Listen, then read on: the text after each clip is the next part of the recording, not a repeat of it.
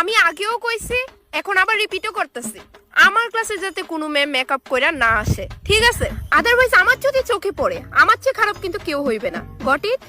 কেউ যাতে মেকআপ না করে। You please stand up. Yes ma'am. তোমার মুখ এত গ্লো করতেছে কেন?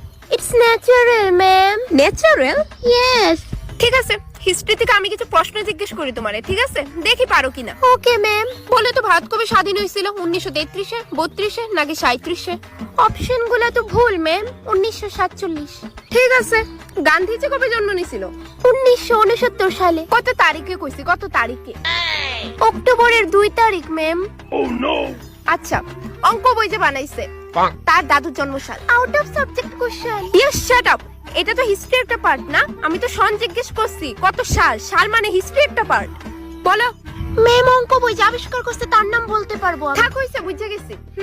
অবার স্মার্টনেস ভালো না, দুইটা